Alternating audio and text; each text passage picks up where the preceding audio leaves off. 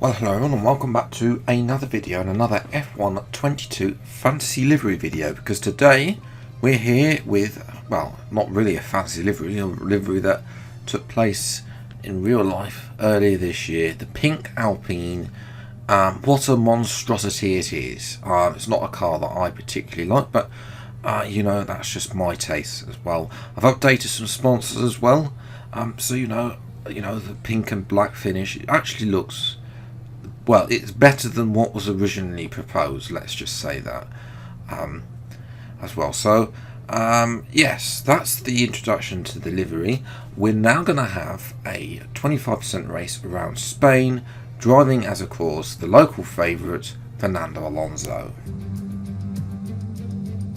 It's race day here at the Circuit of Barcelona, Catalonia, a track that's certainly seen its fair share of electrifying races over the past years, and there are no doubts that today's race will be just as brilliant.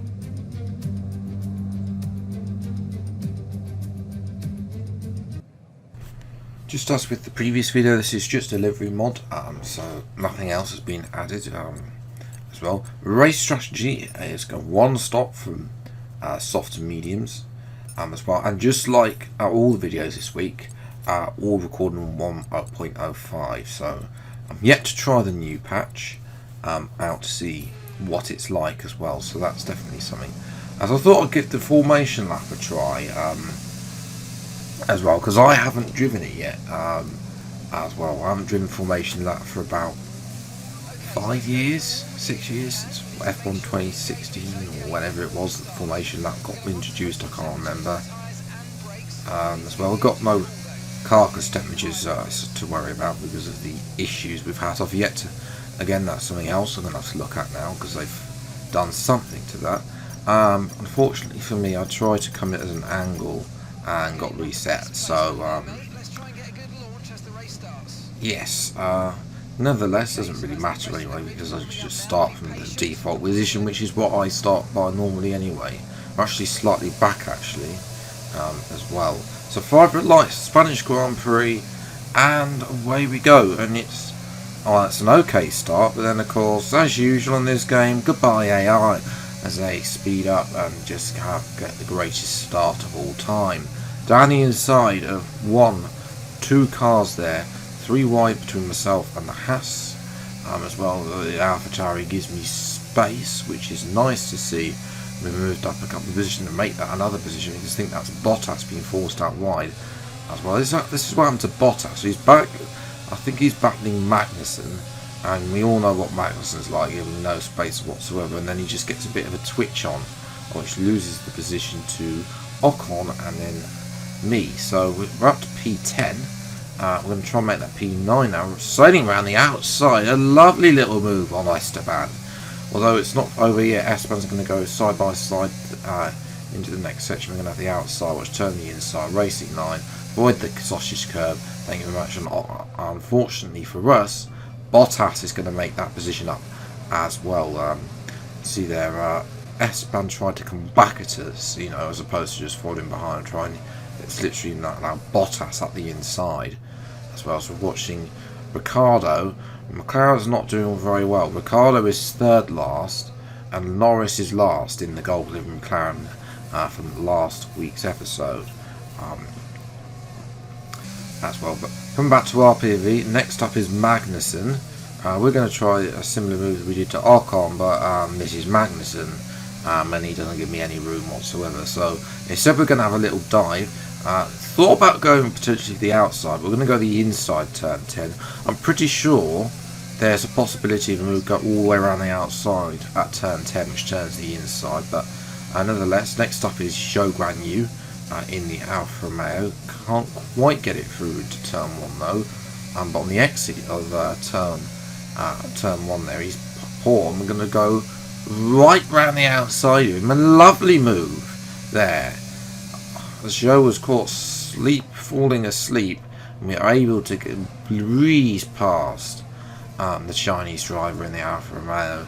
A lovely little move, and then we'll just come back to the racing line as we're watching Hamilton now up the inside of Sergio Perez, that is. And Hamilton, or is he? Yeah. No, Perez comes back at Hamilton as well. They're going to go side by side, and surely Hamilton has to yield. But no, Hamilton is in front actually. So as we caught up to them at that moment on lap number 7. So you know, we're making good progress. Zhou Guanyu is holding everyone up behind. He doesn't have the pace in his Alfa Romeo behind us as well. So 0.3, that's an optimal turn-in.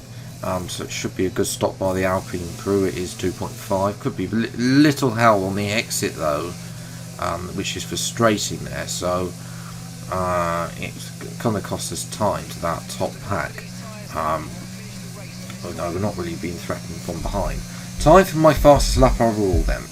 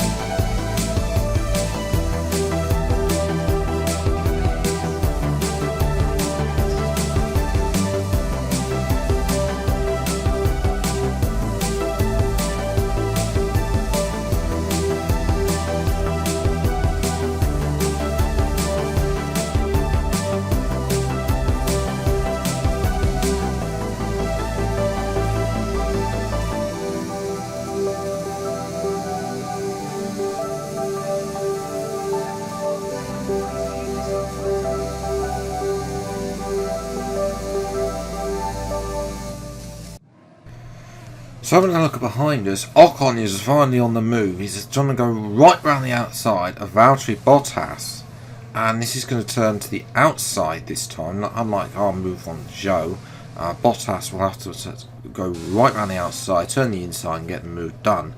Zhou Guanyu has had a terrible time in the pits, and he's done had a Spinala, and his time of getting any points is over on that, especially on those hard tyres. He falls at the back of the grid as well, and that leaves Magnussen in the way between Ocon and myself as well, and Ocon's going to pressurise Magnussen into a mistake, and Ocon is through comfortably up to P8. Meanwhile in our PV, back to laps 13 now. You know, we've still been slowed up by the Red Bulls, who don't seem to be. Remember, this is pre-patch, so you know, I'm sure post-patch they'll be sailing off into the sunset, possibly along with the Ferraris, leaving the Mercedes behind. But jumping lap 60, we're trying to go around the outside of Sainz there, try and get the tighter line. Still experimenting through the overtakes of that corner. Not, as I say, it's a new corner in the game, so not entirely sure. I probably have to rethink a bit as well with the new handling model, which I haven't driven yet.